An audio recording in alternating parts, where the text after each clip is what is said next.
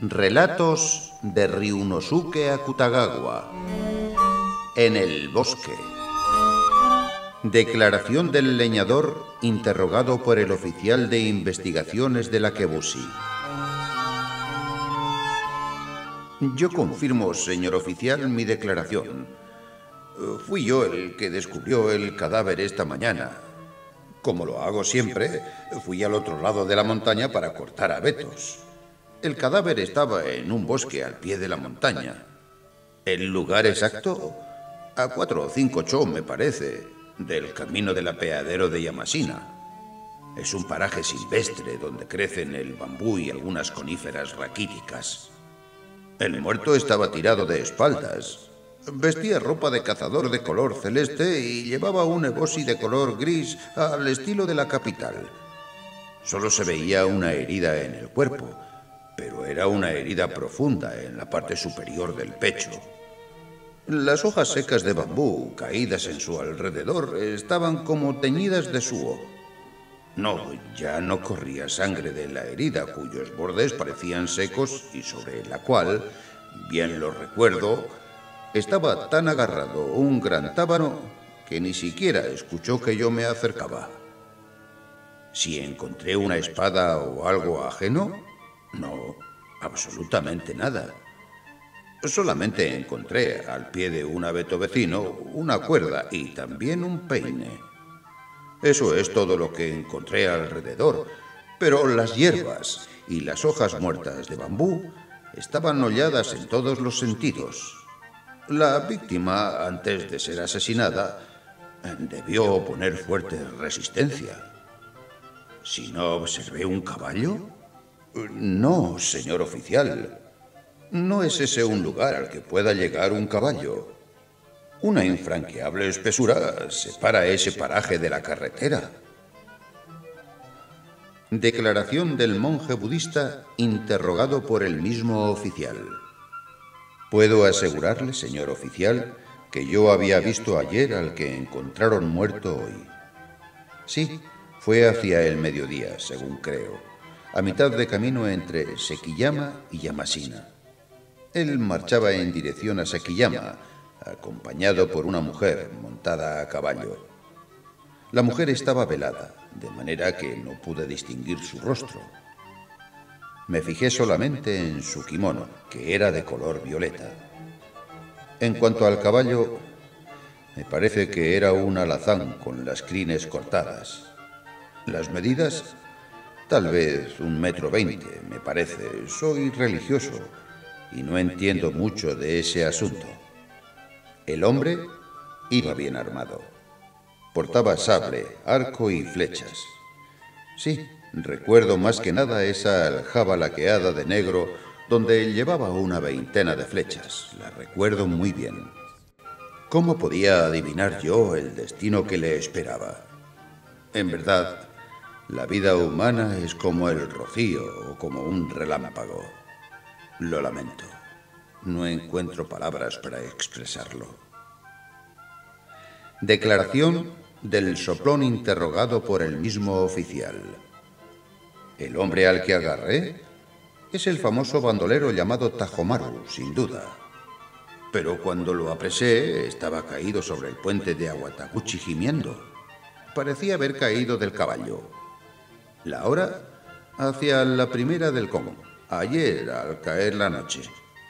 La otra vez, cuando se me escapó por poco, llevaba puesto el mismo kimono azul y el mismo sable largo. Esta vez, señor oficial, como usted pudo comprobar, llevaba también arco y flechas. ¿Que la víctima tenía las mismas armas? Entonces no hay dudas. Tajomaru es el asesino. Porque el arco enfundado en cuero, la aljaba laqueada en negro, 17 flechas con plumas de halcón, todo lo tenía con él. También el caballo era, como usted dijo, un alazán con las crines cortadas. Ser atrapado gracias a este animal era su destino. Con sus largas riendas arrastrándose, el caballo estaba mordisqueando hierbas cerca del puente de piedra en el borde de la carretera.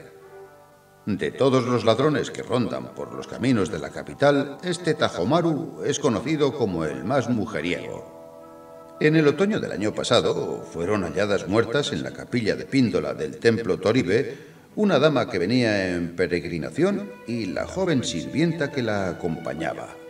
Los rumores atribuyeron ese crimen a Tajomaru. Si es él quien mató a este hombre, es fácil suponer que hizo de la mujer que venía a caballo. No quiero entrometerme donde no me corresponde, señor oficial, pero este aspecto merece ser aclarado. Declaración de una anciana interrogada por el mismo oficial. Sí, es el cadáver de mi yerno. Él no era de la capital, era funcionario del gobierno de la provincia de Oaxaca. Se llamaba Takehito Kanazawa. Tenía 26 años. No, era un hombre de buen carácter, no podía tener enemigos. Mi hija se llama Masago. Tiene 19 años. Es una muchacha valiente, tan intrépida como un hombre. No conoció a otro hombre que a Takehito. Tiene cutis moreno y un lunar cerca del ángulo externo del ojo izquierdo. Su rostro es pequeño y ovalado. Takehiro había partido ayer con mi hija hacia Wakasa. ¿Quién iba a imaginar que lo esperaba este destino? ¿Dónde está mi hija? Debo resignarme a aceptar la suerte corrida por su marido, pero no puedo evitar sentirme inquieta por la de ella. Se lo suplica una pobre anciana, señor oficial. Investigue, se lo ruego, qué fue de mi hija, aunque tenga que arrancar hierba por hierba para encontrarla. ¿Y ese bandolero, cómo se llama? Ah, sí, Tajomaru. Lo odio. No solamente mató a mi yerno, sino que... Los sollozos ahogaron sus palabras. Confesión de Tajomaru. Sí, yo maté a ese hombre, pero no a la mujer. ¿Que dónde está ella entonces? Yo no sé nada. ¿Qué quieren de mí? Escuchen. Ustedes no podrían arrancarme por medio de torturas, por muy atroces que fueran, lo que ignoro. Y como nada tengo que perder, nada oculto. Ayer, pasado el mediodía, encontré a la pareja. El velo agitado por un golpe de viento descubrió el rostro de la mujer. Sí, solo por un instante. Un segundo después ya no lo veía. La brevedad de esta visión fue causa tal vez de que esa cara me pareciese tan hermosa como la de Bosacho. Repentinamente decidí apoderarme de la mujer, aunque tuviese que matar a su acompañante. ¿Qué? Matar a un hombre no es cosa tan importante como ustedes creen. El rapto de una mujer implica necesariamente la muerte de su compañero. Yo solamente mato mediante el sable que llevo en mi cintura, mientras ustedes matan por medio del poder, del dinero y hasta de una palabra aparentemente benévola. Cuando matan ustedes, la sangre no corre, la víctima continúa viviendo, pero no la han matado menos. Desde el punto de vista de la gravedad de la falta, me pregunto quién es más criminal. Sonríe irónicamente. Pero mucho mejor es tener a la mujer sin matar al hombre. Mi humor del momento me indujo a tratar de hacerme de la mujer sin atentar en lo posible contra la vida del hombre. Sin embargo, como no podía hacerlo en el concurrido camino a Yamashina, me arreglé para llevar a la pareja a la montaña. Resultó muy fácil. Haciéndome pasar por otro viajero, les conté que allá en la montaña había una vieja tumba y que en ella yo había descubierto gran cantidad de espejos y de sables. Para ocultarlos de la mirada de los envidiosos, los había enterrado en un bosque al pie de la montaña. Yo buscaba a un comprador para ese tesoro que ofrecía a precio vil. El hombre se interesó visiblemente por la historia. Luego, es terrible la avaricia. Antes de media hora, la pareja había tomado conmigo el camino de la montaña. Cuando llegamos ante el bosque, dije a la pareja que los tesoros estaban enterrados allá. y les pedí que me siguieran para verlos. Cegado por la codicia, el hombre no encontró motivos para dudar, mientras la mujer prefirió esperar montada en el caballo. Comprendí muy bien su reacción ante la cerrada espesura. Era precisamente la actitud que yo esperaba, de modo que, dejando sola a la mujer, penetré en el bosque seguido por el hombre. Al comienzo solo había bambúes. Después de marchar durante un rato, llegamos a un pequeño claro junto al cual se alzaban unos abetos. Era el lugar ideal para poner en práctica mi plan. Abriéndome paso entre la maleza, lo engañé diciéndole con aire sincero que los tesoros estaban bajo esos abetos. El hombre se dirigió sin vacilar un instante hacia esos árboles enclenques. Los bambúes iban raleando y llegamos al pequeño claro. Y apenas llegamos, me lancé sobre él y lo derribé. Era un hombre armado y parecía robusto, pero no esperaba ser atacado. En un abrir y cerrar de ojos, estuvo atado al pie de un abeto. ¿La cuerda? Soy ladrón, siempre llevo una atada a mi cintura para saltar un cerco o cosas por el estilo. Para impedirle gritar, tuve que llenarle la boca de hojas secas de bambú. Cuando lo tuve bien atado, regresé en busca de la mujer y le dije que viniera conmigo con el pretexto de que su marido había sufrido un ataque de alguna enfermedad. De más está decir que me creyó. Se desembarazó de su ichimegasa y se internó en el bosque tomada de mi mano. Pero cuando advirtió al hombre atado al pie del abeto, extrajo un puñal que había escondido no sé cuándo entre su ropa. Nunca vi una mujer tan intrépida. La menor distracción me hubiera costado la vida. Me hubiera clavado el puñal en el vientre. Aún reaccionando con presteza, fue difícil para mí eludir tan furioso ataque. Pero por algo soy el famoso Tajomaru. Conseguí desarmarla sin tener que usar mi arma.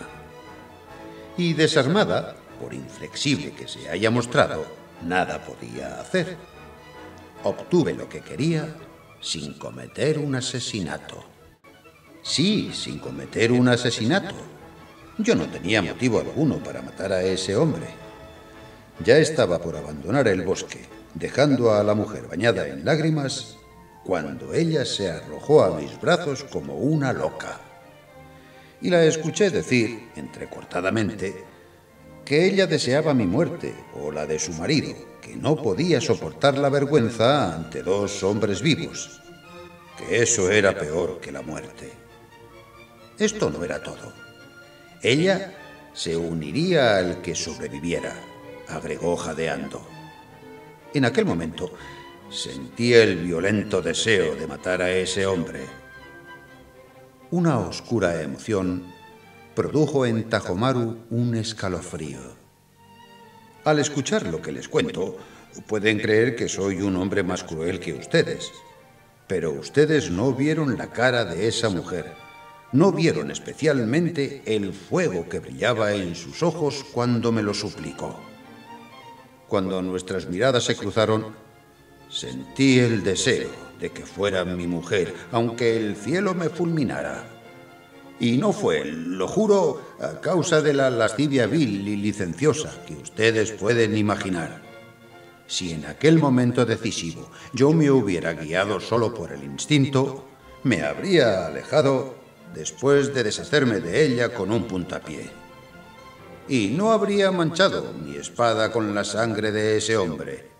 Pero entonces, cuando miré a la mujer en la penumbra del bosque, decidí no abandonar el lugar sin haber matado a su marido. Pero aunque había tomado esa decisión, yo no lo iba a matar indefenso. Desaté la cuerda y lo desafié. Ustedes habrán encontrado esa cuerda al pie del abeto. Yo olvidé llevármela. Hecho una furia, el hombre desenvainó su espada y, sin decir palabra alguna, se precipitó sobre mí. No hay nada que contar, ya conocen el resultado. En el 23º asalto, mi espada le perforó el pecho. en el 23.º asalto. Sentía admiración por él. Nadie me había resistido más de 20. Y sereno suspiró.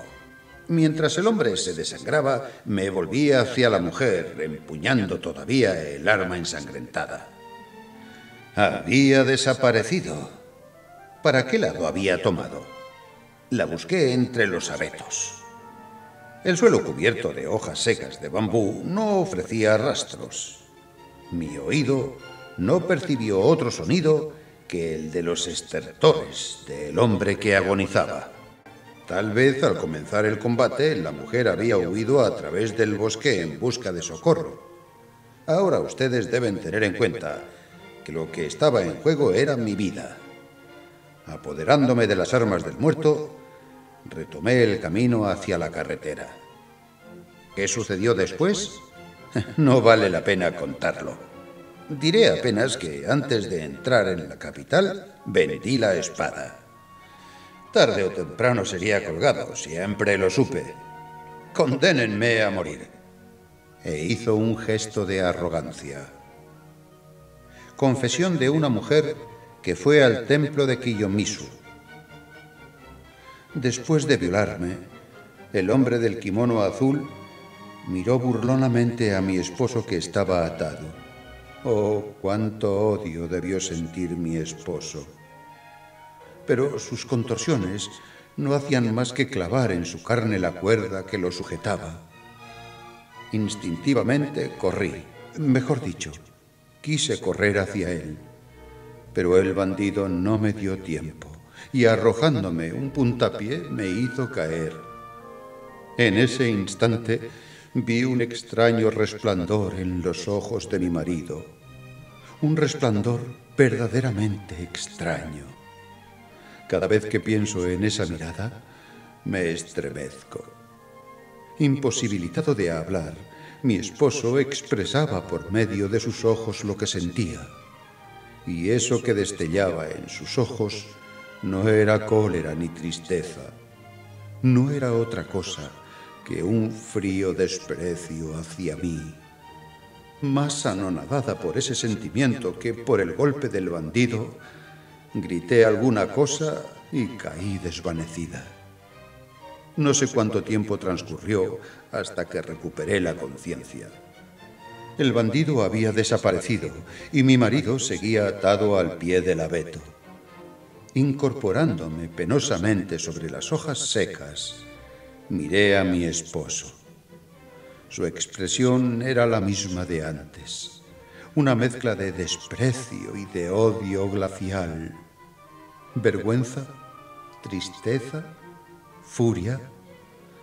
¿Cómo calificar a lo que sentía en ese momento? Terminé de incorporarme vacilante.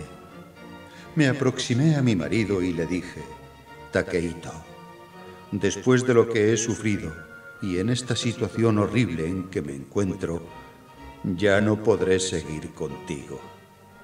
No me queda otra cosa que matarme aquí mismo. Pero también exijo tu muerte. Has sido testigo de mi vergüenza.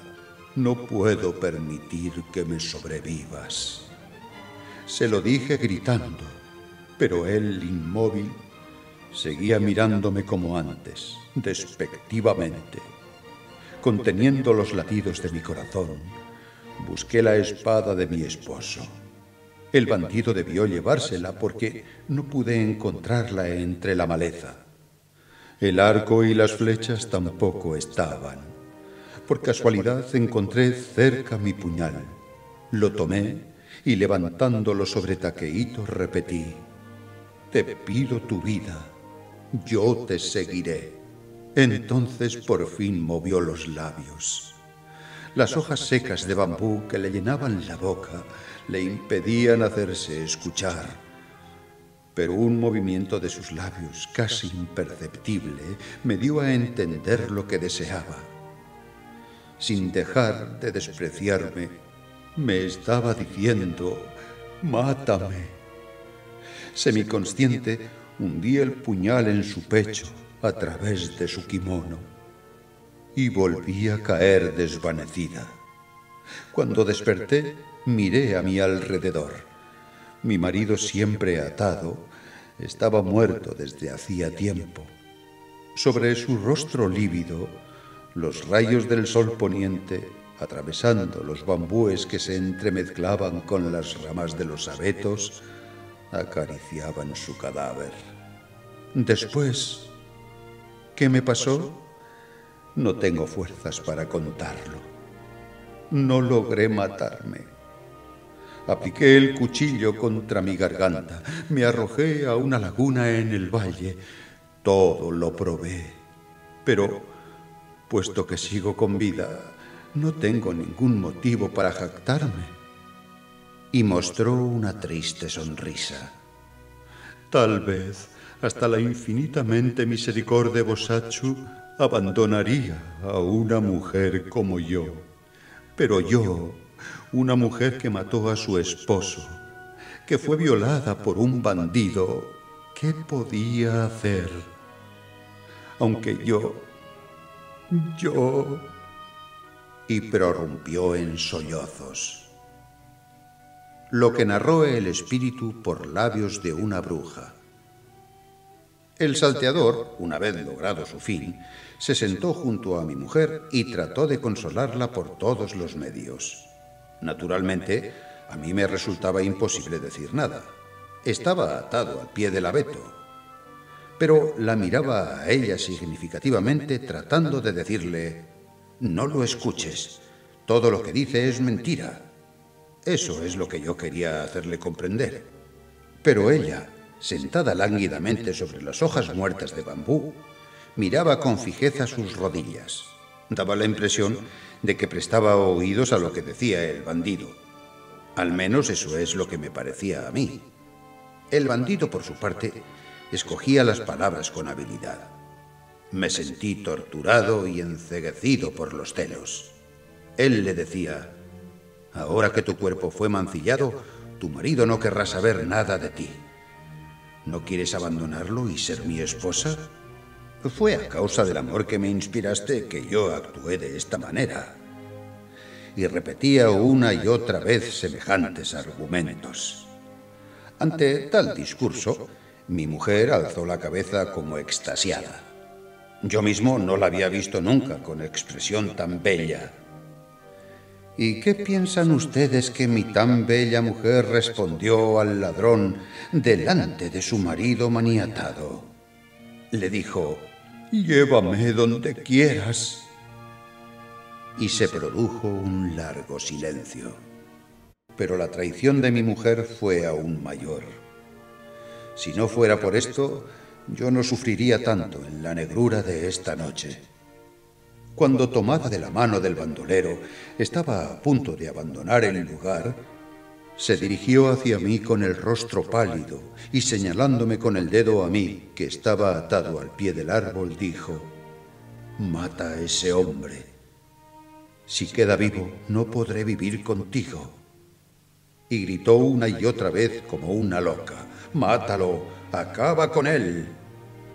Estas palabras, sonando a coro, me siguen persiguiendo en la eternidad.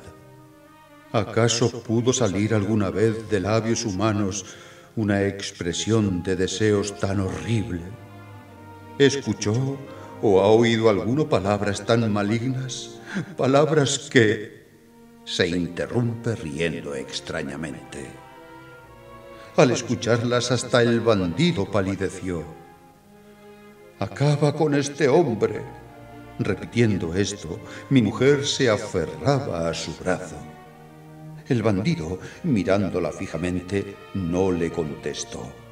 Y de inmediato la arrojó de una patada sobre las hojas secas.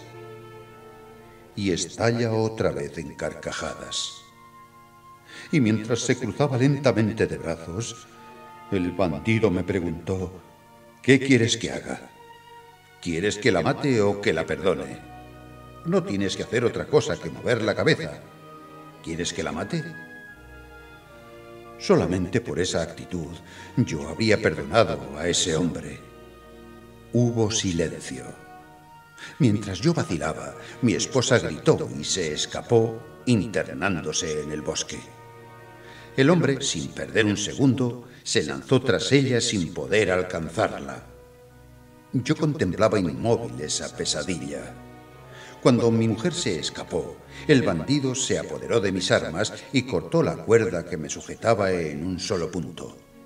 Y mientras desaparecía en el bosque, pude escuchar que murmuraba: «Esta vez me toca a mí». Tras su desaparición, todo volvió a la calma. Pero no. ¿Alguien llora?, me pregunté. Mientras me liberaba, presté atención. Eran mis propios sollozos los que había oído. La voz calla por tercera vez, haciendo una larga pausa. Por fin, bajo el abeto, liberé completamente mi cuerpo dolorido.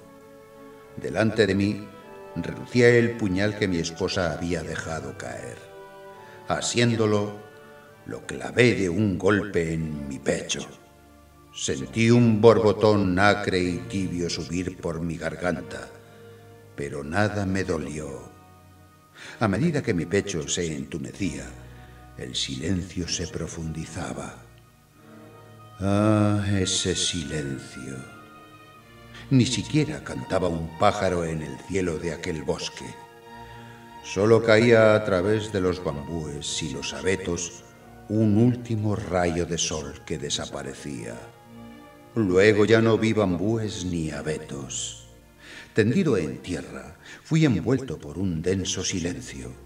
En aquel momento, unos pasos furtivos se me acercaron.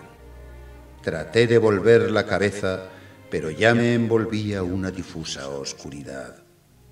Una mano invisible retiraba dulcemente el puñal de mi pecho. La sangre volvió a llenarme la boca. Ese fue el fin. Me hundí en la noche eterna para no regresar.